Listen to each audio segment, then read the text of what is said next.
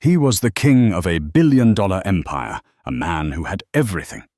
A Park Avenue penthouse, a loving family, and a wife whose elegance was the envy of New York. But Julian Huxley wanted more. He threw it all away for a younger woman, casting aside his wife Amelia like a forgotten trinket. He thought he was leaving her with nothing. He didn't know that she was the one who had given him everything, and as he tried to strip her of her dignity and her home, he was about to discover the secret she had kept for over a decade, a secret that would not just change everything.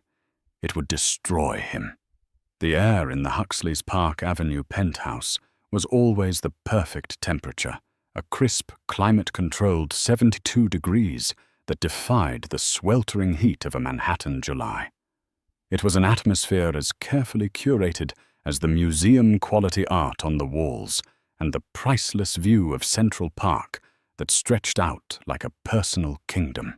From this 48th floor perch, Amelia Huxley had watched the seasons change for 15 years.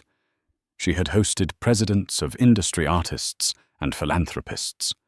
She had raised 2 children, Eleanor and Theodore, within these silent, opulent walls, and from here she was about to watch her life fall apart. It began not with a bang, but with a series of quiet, almost imperceptible shifts.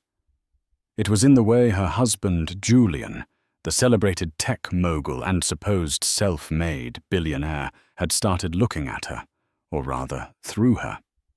His eyes, once full of a fierce, possessive love, now held a cool, dismissive sheen. He who had once praised her impeccable taste and social grace as essential to his success now made casual cutting remarks about her leisurely life. "Must be nice," he'd said just last week, gesturing vaguely at the floral arrangement she was meticulously crafting, "to have the time to worry about peonies." He hadn't waited for a response, already turning back to his phone, his thumb swiping relentlessly, his mind a million miles away in the world of mergers, acquisitions, and as Amelia was beginning to suspect something or someone else. Julian Huxley had cultivated a mythos around himself, one the press and public had eagerly consumed. He was the brilliant scholarship boy from Queens who had clawed his way to the top, the visionary behind Lycosis, a data analytics firm that had become the backbone of global e-commerce. He was charismatic, ruthless, and devastatingly handsome, with a jawline that could cut glass and a smile that could disarm senators. The world saw him as a king, and Amelia, his beautiful, serene wife, was the perfect queen. But the throne felt increasingly cold. The distance between them had grown into a chasm, wide and silent. Dinners became perfunctory, his travel more frequent, his excuses for late nights at the office more elaborate and less believable. He no longer touched her. The casual caress of a hand on her back as they entered a gala, the arm draped around her on the sofa, all gone.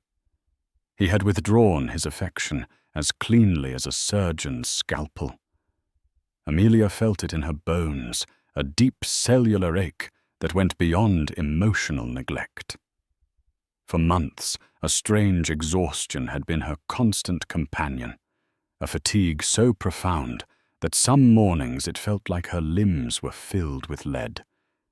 She'd experienced odd moments of dizziness, a tingling in her fingers that she'd dismissed as a pinched nerve. Her handwriting, once a fluid, elegant script, had become slightly shaky. She'd told herself it was stress, the stress of maintaining their perfect life, of managing the children's demanding schedules at their elite private schools, of orchestrating the endless charity events that cemented the Huxley name in the annals of New York society. The stress of knowing her husband was slipping away. Tonight was their 16th wedding anniversary. Amelia had orchestrated a quiet dinner at home, their favorite chef preparing the meal. She wore a simple but breathtakingly expensive silk dress in a shade of sapphire that matched her eyes. She'd had her hair done. She had tried. Julian arrived 3 hours late. He didn't even notice the dress. "Sorry," he said, shrugging off his jacket and tossing it onto a priceless Eames chair. "The deal in Singapore is imploding. Had to put out fires." He walked straight to the bar, pouring himself a generous measure of scotch. "Happy anniversary, Julian," Amelia said, her voice softer than she intended.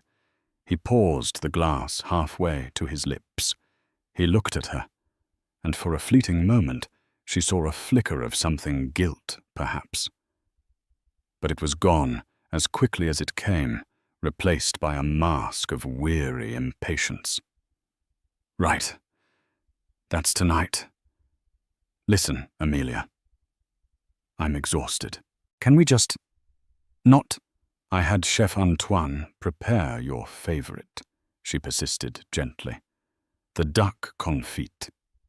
"I'm not hungry," he cut in. "I grabbed something with the team." He downed the scotch in one go and poured another. The silence between them was heavy, punctuated only by the clink of ice in his glass. Amelia felt a familiar wave of dizziness wash over her.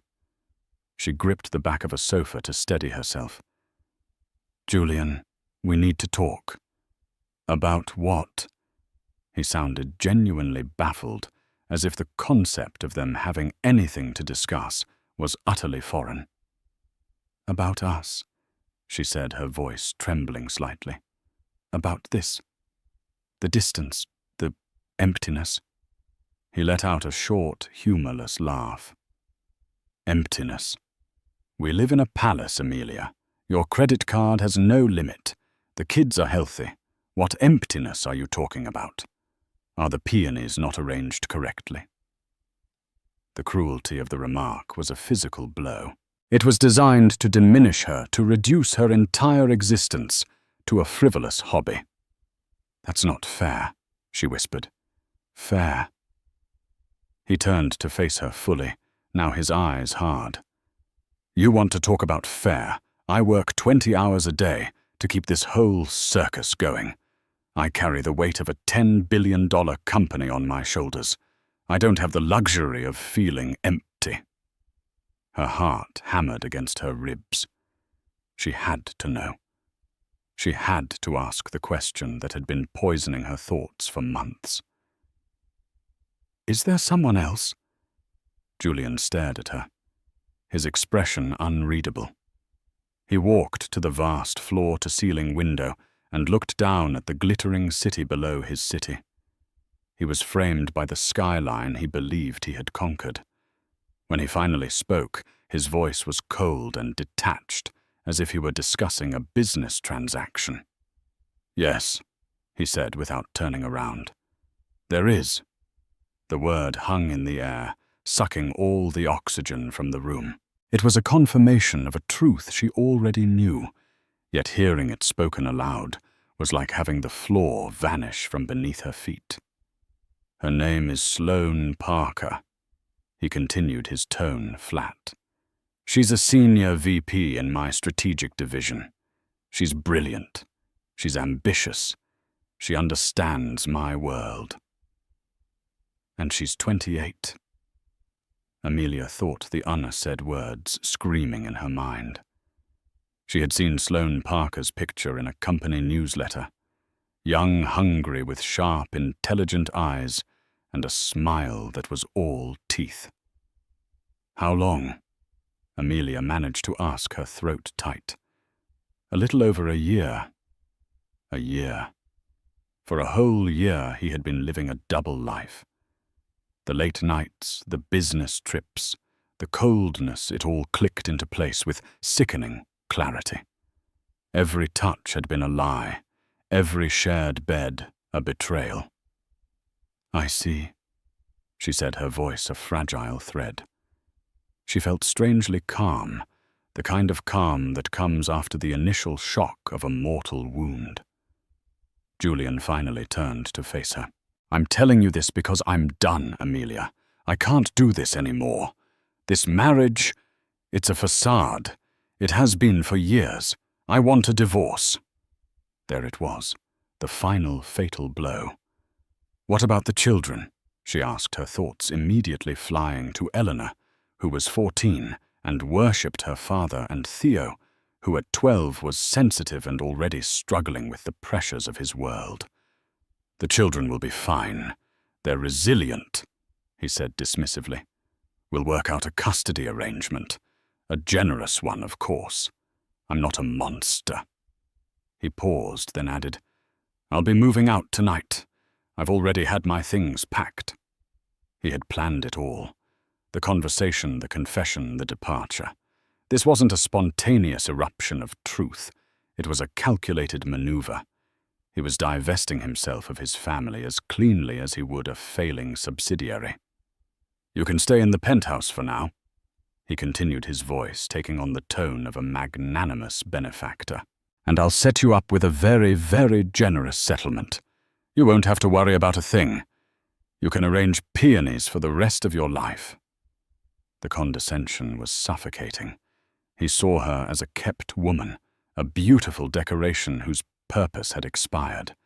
He had no idea who she was. He had no idea of the strength coiled beneath her placid surface, or the secrets she had guarded for his sake. He had no idea that the very empire he claimed as his own was built on a foundation she had laid, a foundation he was about to try and shatter. As he turned and walked towards the master bedroom to retrieve his pre-packed luggage, Amelia's strange calm began to solidify into something else. It was a cold, hard resolve. For 15 years, she had played the part of the perfect wife, the silent partner, the graceful shadow. She had done it for her children, and she admitted to herself with a pang of regret for him. She had wanted him to feel powerful, to believe in the myth of his own creation. She had propped up his ego, nurtured his ambition, and quietly, secretly secured his fortune. He was leaving her for another woman. He was trying to cast her aside and pay her off like a retired employee. He thought he held all the cards. A faint, almost imperceptible smile touched Amelia's lips. A smile that didn't reach her tired eyes. A generous settlement, Julian, she murmured to the empty room. You have no idea. Her secret, her two secrets, remained safe, locked away behind a facade of genteel fragility. One was a truth about their past that would strip him of his pride and his power. The other was a truth about her future, a terrifying diagnosis that had reframed her entire existence just days ago. He was walking out in a position of perceived strength, but Amelia knew he was walking into a storm of his own making, and she would be the one to control the thunder. The first wave of the storm hit with the brutal efficiency Julian Huxley was famous for. The morning after he walked out, Amelia woke to find her personal credit cards declined. A curt email from Julian's newly hired, notoriously aggressive divorce attorney, a shark named Marcus Thorne, informed her that all joint accounts had been frozen, pending a forensic analysis of marital expenditures. A new provisional household budget had been established, a pittance designed to humiliate, barely enough to cover the staff's salaries, let alone the upkeep of a Park Avenue penthouse. It was a classic power play, designed to shock her into submission, to make her feel helpless and dependent. Julian was cutting off the oxygen, expecting her to panic and accept whatever crumbs he offered. The message was clear. I made the money. I control it. You are nothing without me. The public humiliation followed swiftly. Within 48 hours, the New York Post's infamous Page 6 ran a bold headline: Huxley's billion-dollar breakup. Tech titan dumps society wife for brainy VP. The article was a masterpiece of strategic leaking, painting Julian as a dynamic visionary, shackled to an old-fashioned spendthrift wife. It quoted sources close to the couple, who described Amelia as more interested in galas than growth charts. It featured a glowing profile of Sloane Parker, complete with a stunning photo of her laughing at Julian's side at a tech conference in Davos. They were the new power couple. Amelia was yesterday's news. The phone calls stopped. The invitations dried up. The society that had once fawned over her whore treated her with a mixture of pity and morbid curiosity. Women she had co-chaired charity boards with now averted their gazes in the lobby of the building. She was no longer Mrs. Huxley, the formidable hostess and philanthropist. She was the woman who had been left. The children were caught in the crossfire. Eleanor, at 14, was devastated. She idolized her father and couldn't comprehend his sudden departure. "It's because of you, isn't it?" she had screamed at Amelia, her face tear-streaked and furious. "You weren't enough for him." She locked herself in her room, communicating only with her father, via text, absorbing his narrative of a stale marriage and a new, exciting life. Theo, a sensitive 12-year-old, reacted differently. He withdrew into himself, his large, dark eyes filled with a silent, wounded confusion. He would sit with Amelia, not speaking, just holding her hand, his small grip a lifeline in her sea of troubles. He saw her pain, even if he didn't understand its source. Julian, meanwhile, was a master of paternal manipulation. He showered the children with extravagant gifts, a new pony for Eleanor's equestrian pursuits, a limited-edition gaming console for Theo. He took them for helicopter rides and dinners at trendy A-list restaurants, where he and Sloane would play the part of a fun modern couple. He was buying their affection, framing his new life as an adventure and their old life with their mother as a drab obligation. Amelia felt herself adrift. The exhaustion she had been battling for months intensified, a leaden cloak she couldn't shrug off. The dizzy spells became more frequent, and a new symptom appeared, a subtle tremor in her right hand that made signing her name or lifting a teacup a conscious effort. One afternoon, while helping Theo with a model airplane, the tiny plastic wing slipped from her numb fingers 3 times. Theo looked at her with concern. "Mum, are you okay?" "Just tired, sweetie," she had said, forcing a smile. The lie tasted like ash in her mouth. 2 days before Julian had left, she had finally seen Dr. Evans, her discreet family physician. After a series of tests, he had sat her down in his quiet, book-lined office. The words he used were gentle, but their meaning was catastrophic. "Primary progressive multiple sclerosis," he had said. "A rare aggressive form of the disease with no remissions, only a slow, steady decline. The fatigue, the dizziness, the tremors, they were not symptoms of stress. They were the harbingers of a future she could barely comprehend, a future of increasing disability. The diagnosis was her second, more terrifying secret. She had told no one. How could she? To tell Julian now would seem like a desperate, pathetic plea for sympathy. To tell her children would be to burden their already fractured lives with a fear no child should have to bear. So she held it within her, a cold, hard knot of terror. Julian's legal assault escalated. Marcus Thorne sent a formal offer of settlement. It was on the surface generous to the average person, a one-time payment of $20 million and the deed to a small apartment on the Upper East Side. But in the context of their supposed multi-billion-dollar fortune, it was a profound insult. It came with a thick stack of documents from a forensic accounting firm detailing Amelia's exorbitant spending over the last 15 years, the couture, the art, the charity donations, the upkeep on their Hamptons estate. It was all framed as her draining the resources that he, the great Julian Huxley, had generated. The offer was contingent on her signing a comprehensive non-disclosure agreement, effectively silencing her forever. Amelia sat in her lawyer's office, a sterile, glass-walled space in Midtown. The lawyer, a man her friends had recommended, was overwhelmed. "Amelia, it's a strong-arm tactic, but it's a powerful one," he said, wiping his brow. "Thorne is a killer. They're burying us in paperwork. They've documented every penny you've ever spent.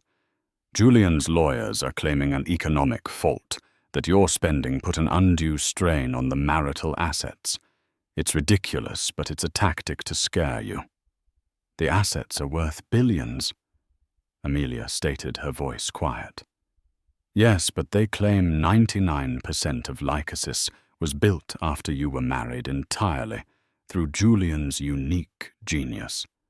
They're arguing that the marital asset pool is much smaller than the public believes, that most of his wealth is tied up in premarital or ring-fenced corporate structures."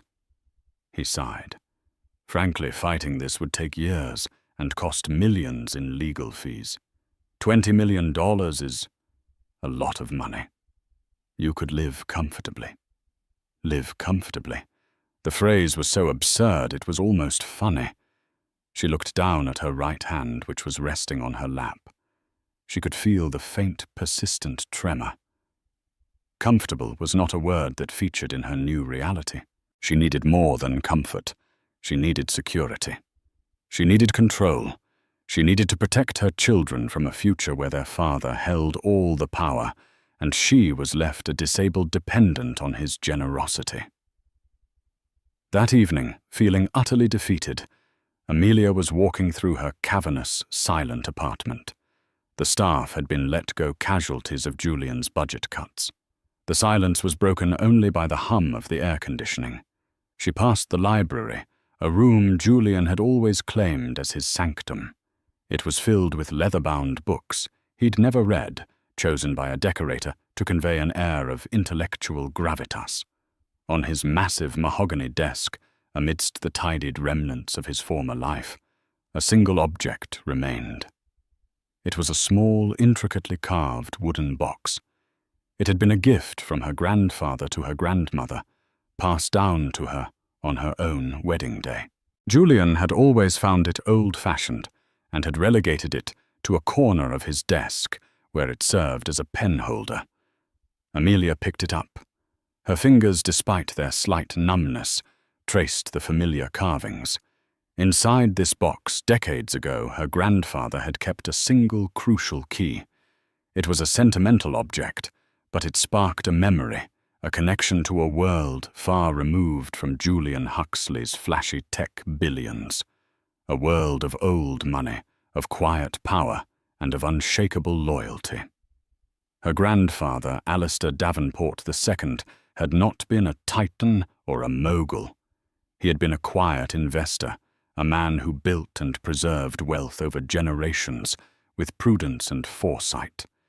He had despised men like Julian, men who chased headlines and confused fame with substance.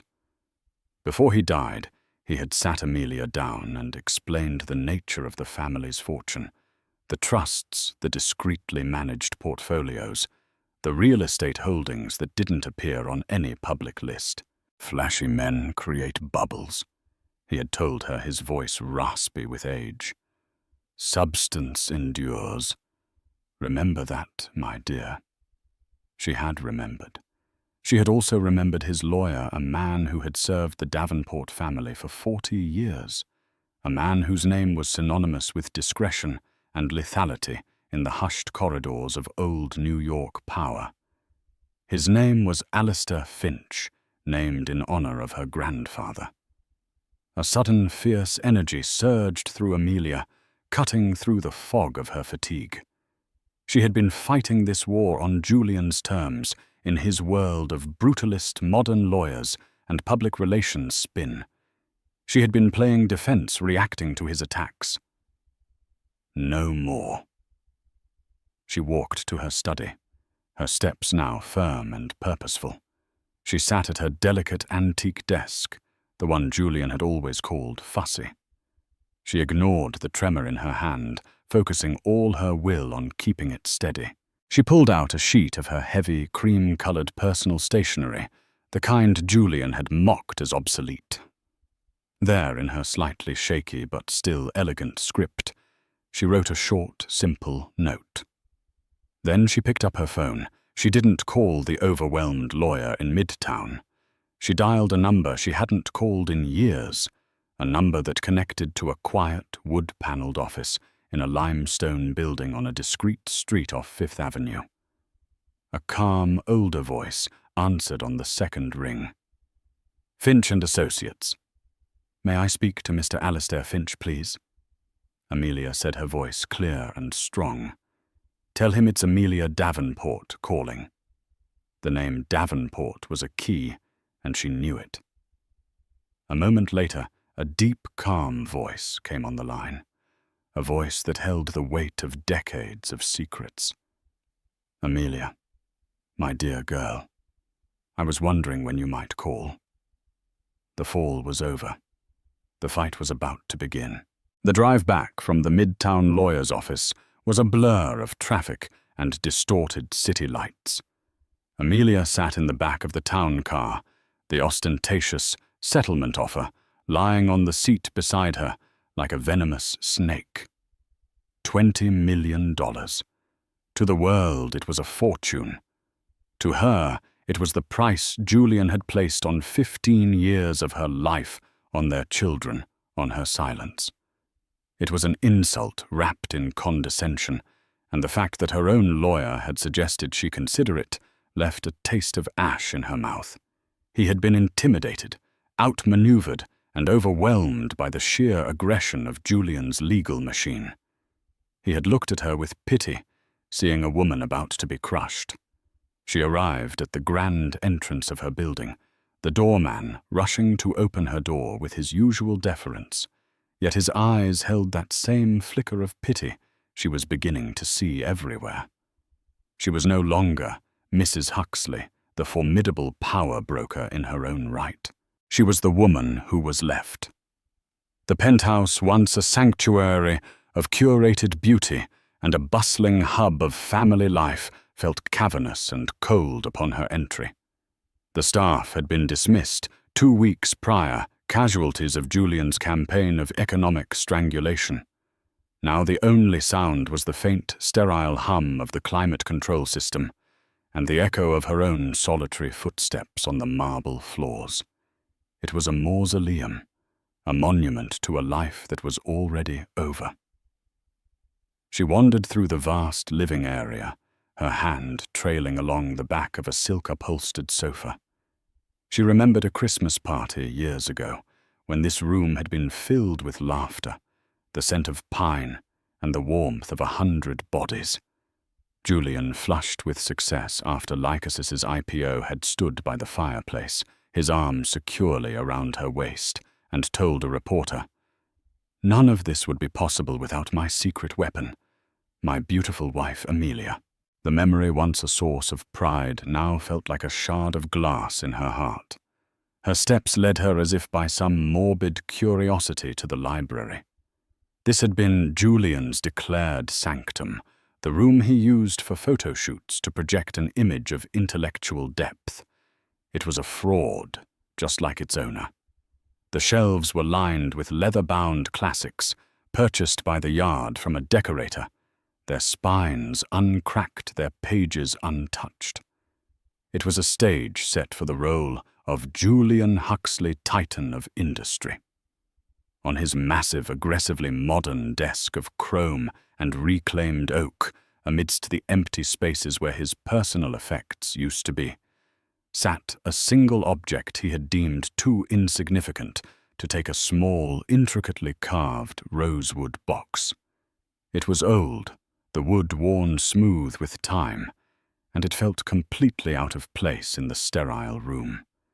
It had been her grandfather's, a gift to her grandmother, and then passed to Amelia on her wedding day. Julian had mocked its sentimentality, but allowed her to keep it on his desk where it had been relegated to holding a collection of his expensive pens. Amelia picked it up. The wood felt warm and alive in her hands. Her fingers, despite the persistent, unnerving tingle that had become their new normal, traced the familiar patterns of the carving. She remembered her grandfather, Alistair Davenport II, a man who could not have been more different from Julian.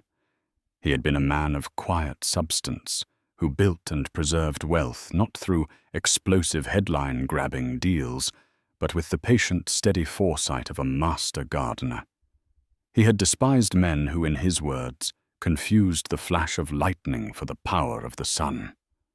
Before he died, he had taken her aside in his own library, a room of genuine, well-worn books and the scent of pipe tobacco, and tried to warn her. "Be careful, my dear," he had said, his old eyes sharp and lucid.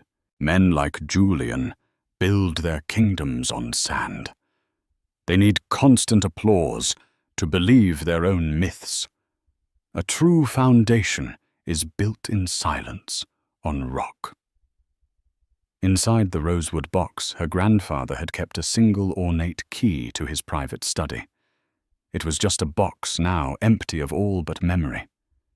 Yet, holding it, Amelia felt a spark ignite in the cold, desolate landscape of her mind. It was a connection to a different kind of power, a different world. A world of rock, not sand. And in that world, her family had a protector, a man as quiet and substantial as her grandfather himself. A man whose loyalty was not to headlines or stock prices, but to the Davenport name. Alistair Finch, named in her grandfather's honor. A sudden electrifying energy surged through her, a force so potent it momentarily eclipsed the bone-deep weariness of her illness. She had been playing a fool's game, trying to fight a war on Julian's battlefield by his rules with soldiers who were afraid of his shadow. It was time to change the battlefield.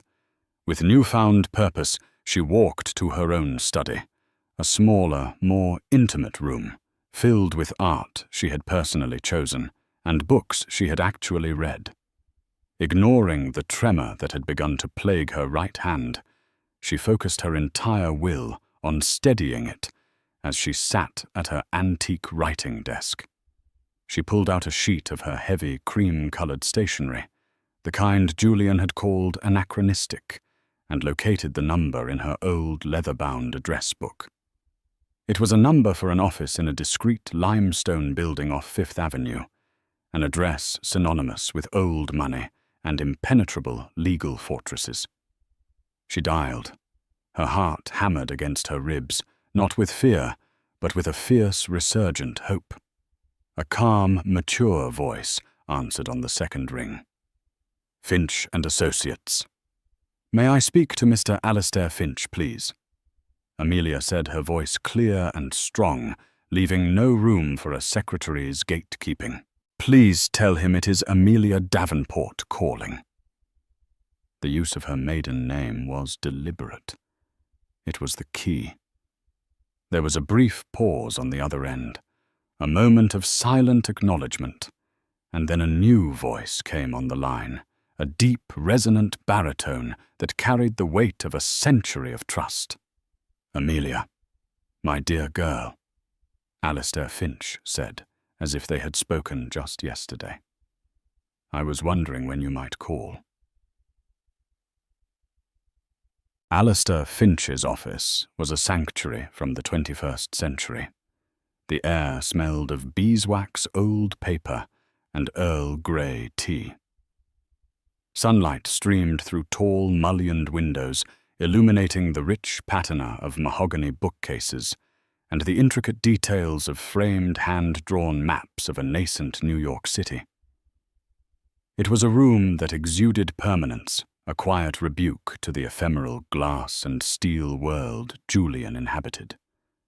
Finch himself, a man approaching 80, with a mind as sharp as a shard of ice, listened intently as Amelia recounted the entire sordid saga.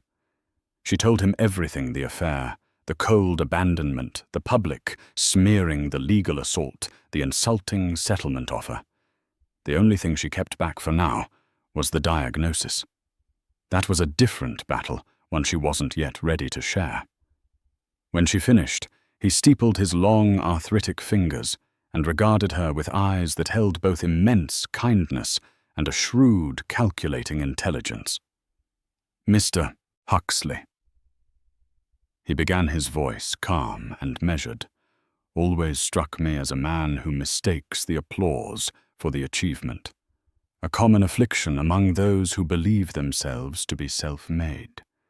They conveniently forget the contributions of the quarry from which they carve their statues. "He believes he made it all," Amelia said, a touch of the old bitterness in her voice. "His lawyers are preparing to argue that I was nothing more than a domestic dependent, and that Lycosis was created entirely by his singular genius." "Belief is a powerful narrative," Finch conceded with a thin smile. "But in this room, we prefer ledgers to legends." He turned and retrieved a massive leather-bound portfolio from the credenza behind him. The embossed gold leaf on the cover was faded, reading simply Davenport Legacy Trust. He placed it on the desk between them with a soft, authoritative thud. "Your grandfather," Finch explained, "was a man of profound foresight, and if you'll forgive me, a healthy dose of skepticism. When you announced your intention to marry Mr. Huxley, he was concerned. Not that you would be unhappy, he prayed for your happiness, but that you and your inheritance would be underestimated and consumed." Finch opened the portfolio. The documents inside were not the glossy, laser-printed pages of a modern contract, but heavy, watermarked papers filled with dense, elegant script and bearing the seals of discreet financial institutions. "Before your wedding, your grandfather settled the bulk of his liquid assets into this entity, the Davenport Legacy Trust. You were named the sole beneficiary, and upon your 30th birthday, the sole active director. As a wedding gift, the trust made a quiet transfer of a $25 million seed portfolio. It was structured specifically as a gift to you alone, insulated from any future marital claims. It was, in essence, a modern dowry, but one whose power you alone would wield."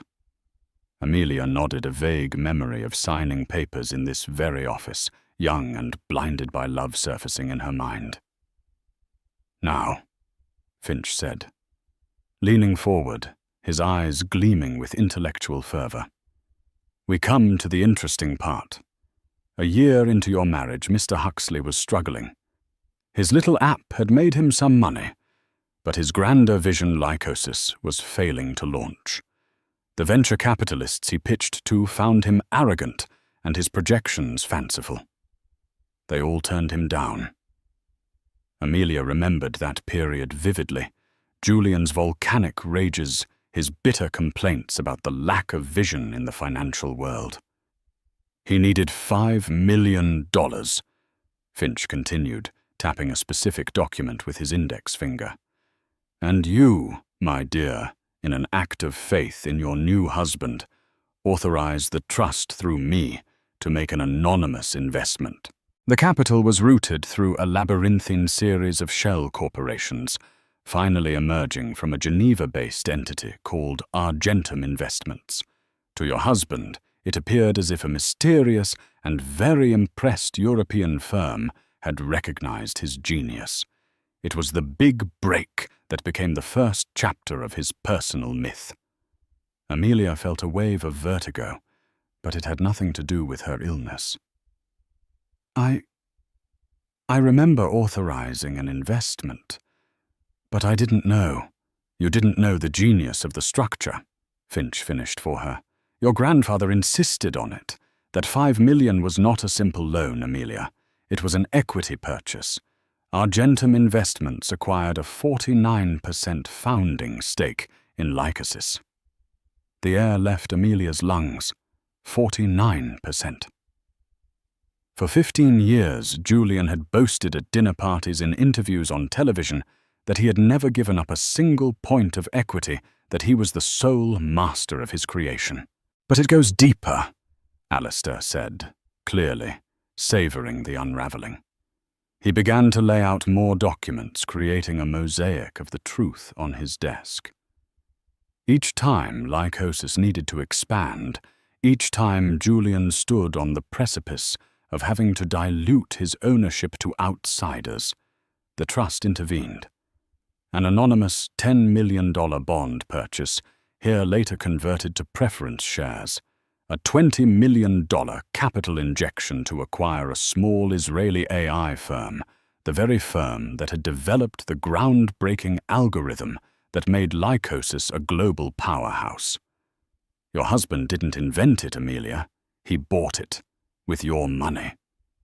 Finch slid a final summary sheet across the desk. It was a flowchart tracing billions of dollars in assets, patents, real estate, intellectual property, corporate bonds, all leading back to one single inescapable source, the Davenport Legacy Trust. So you see, Alastair concluded. Leaning back the casemate, Mr. Huxley is a brilliant CEO. He took the capital and built a remarkable enterprise. But he is not the king. He is at best a managing partner who owns 51%.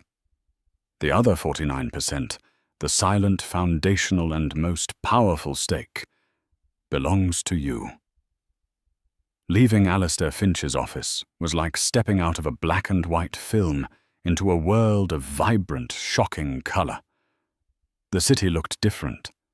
The people, the buildings, and the very air seemed changed. She possessed a power she never knew she had.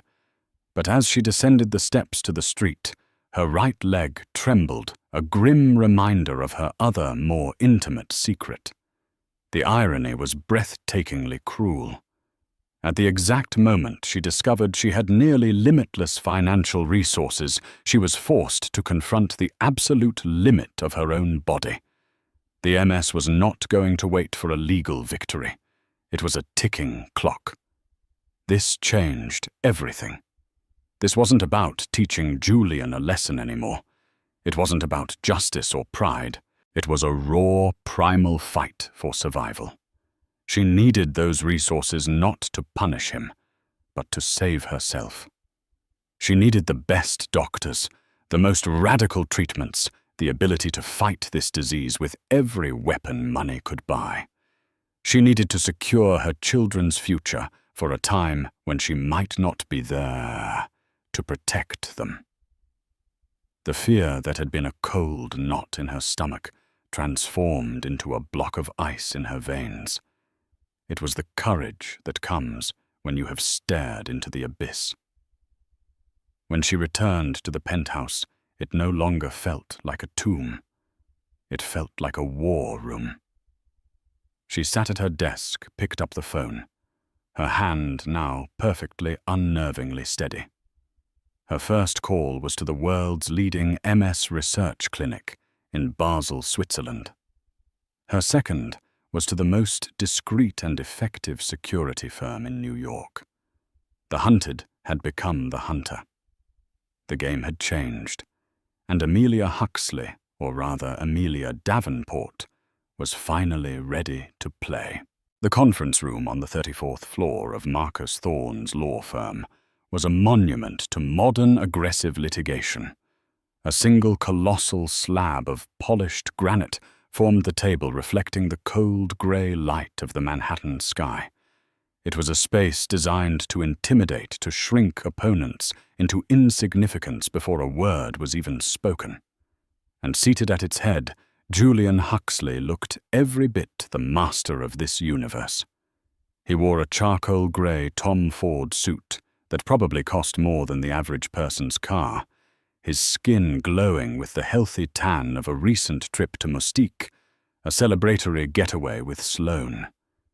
He exuded a potent cocktail of power wealth and utter certainty. Beside him, Sloane Parker was the perfect accessory to his triumph.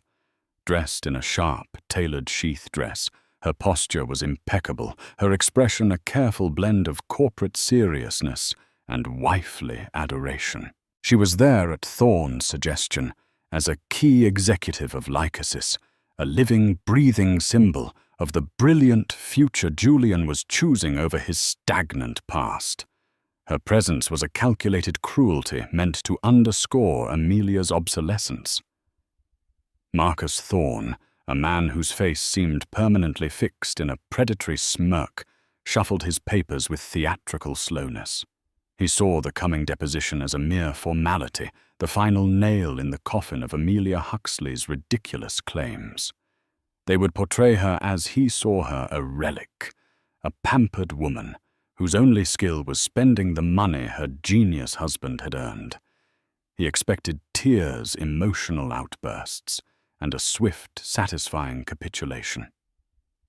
When Amelia entered, the atmosphere in the room subtly shifted.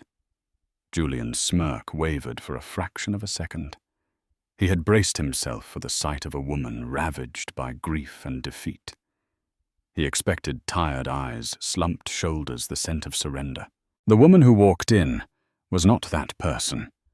Amelia was dressed in a simple, elegant, cream-colored dress, her hair pulled back in a neat chignon. She was thinner, yes, and there was a pallor beneath her skin that makeup couldn't entirely hide, but she moved with a quiet, deliberate grace.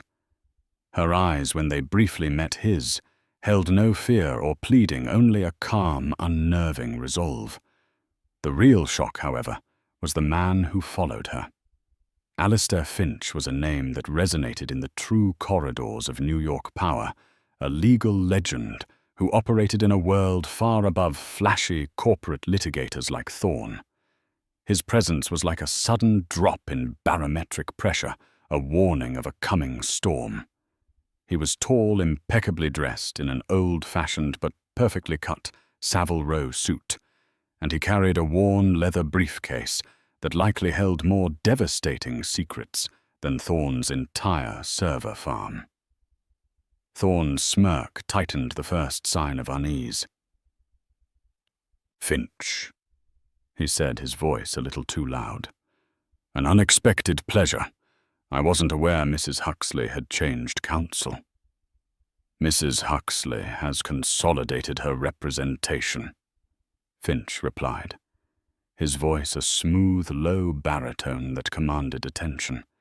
He took his seat beside Amelia, placing the ancient briefcase on the granite table with a soft, definitive thud.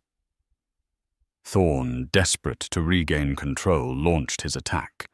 He started with the condescending questions designed to establish Amelia's ignorance.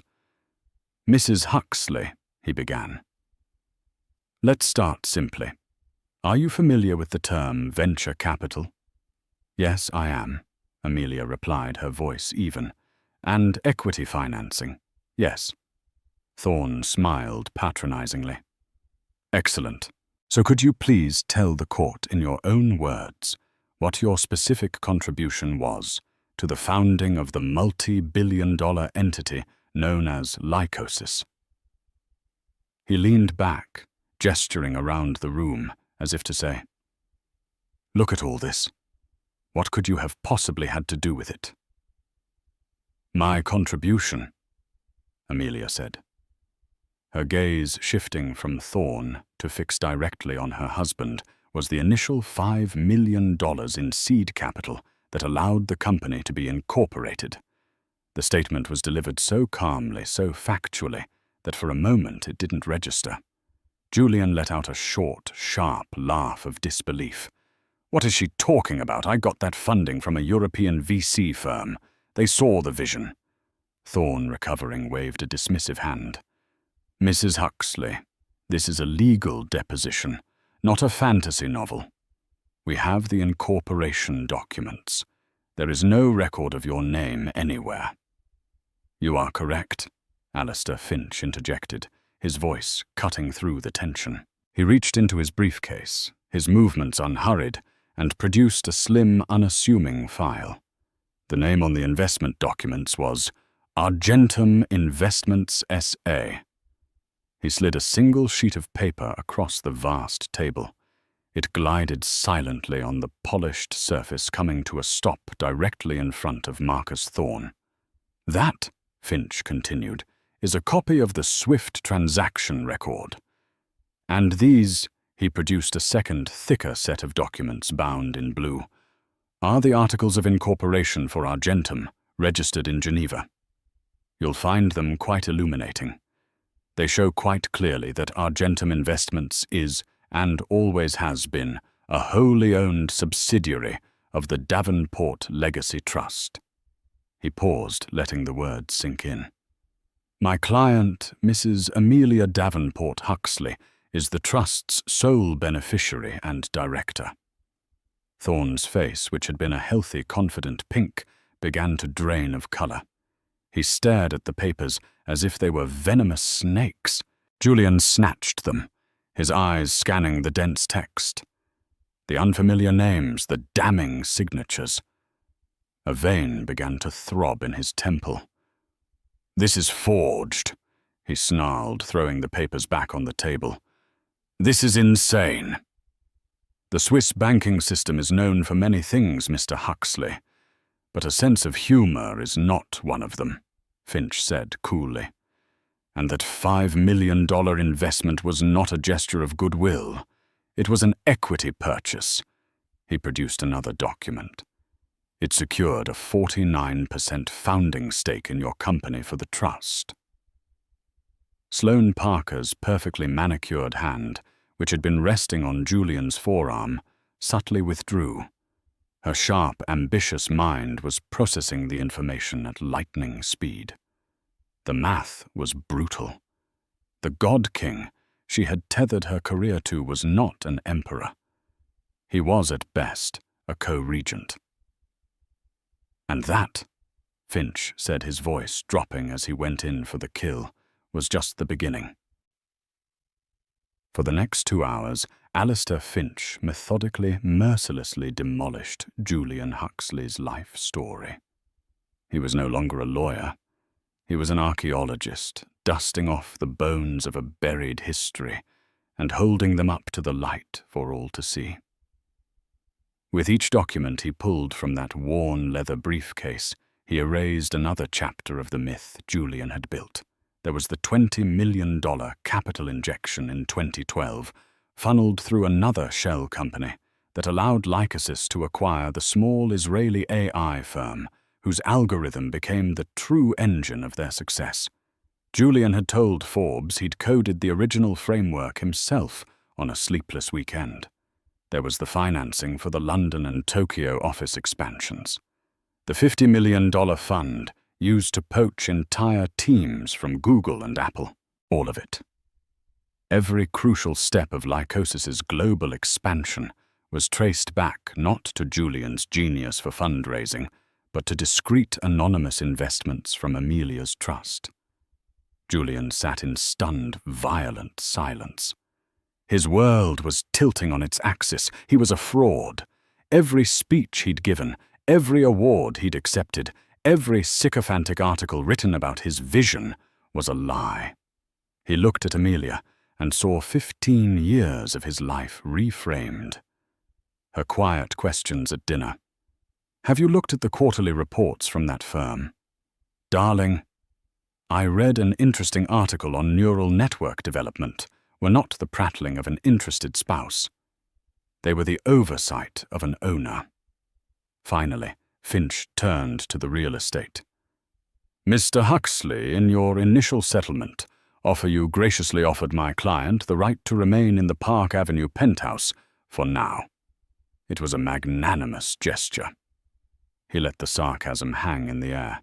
Unfortunately, it is an offer you are not in a position to make.